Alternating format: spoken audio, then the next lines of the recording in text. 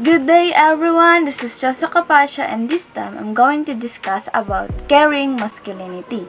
The emergence of caring masculinities in many parts of the world has been assessed in several reports since the early 2000s, all of them highlighting the virtuous impact of this reshape in male identities and practices for gender equality improvements in societies.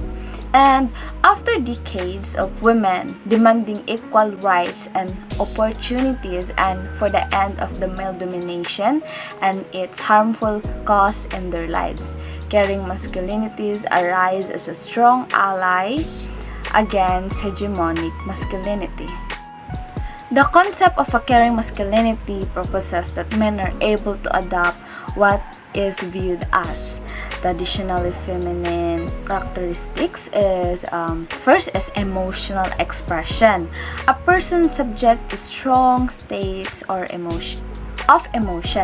The second is sensitivity, the quality or condition of being sensitive. And next is domestication, the process of taming an animal and keeping it as a pet or on a farm.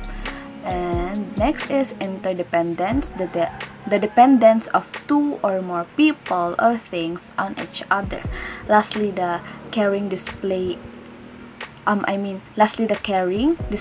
kindness and concern for others, the work of practice of looking after those unable to care for themselves, especially sick and elderly people.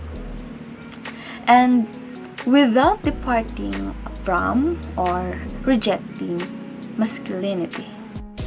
Caring masculinities can be seen as masculine identities that exclude and embrace the affective, relational, emotional, interdependent qualities of care.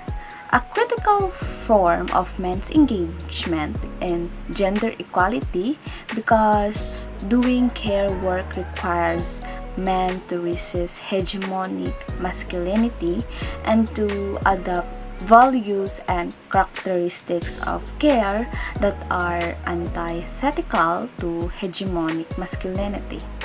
So, besides the commitment to care work and gender equality, caring masculinities entail a mindful refusal of hegemonic masculinity and inherent prerogatives or the privileged domination power, as well as of the plural manifestation of complicit masculinity that is assumes. So, what is complicit masculinity?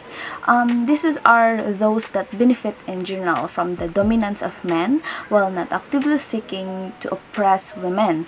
Men who approximate this form of masculinity are viewed as a form of new man.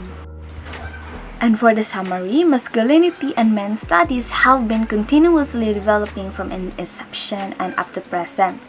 These studies covered common themes of masculinities. And again, masculinities is a social, cultural, and historical construction of man dependent on and related to other factors such as class, ethnicity, age, and disability.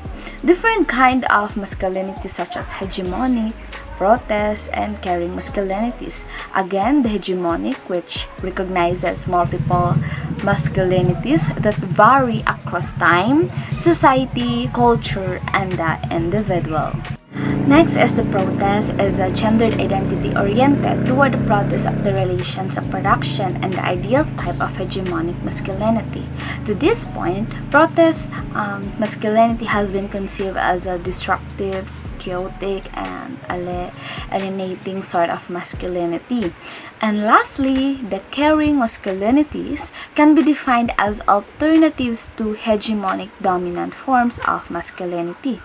They are masculinities based on caregiving and nurturing roles for men rather than the dominating, aggressive roles normally associated with hegemonic masculinity in Western societies, and the relationship of these masculinities to various aspects of life and the environment. And that's all.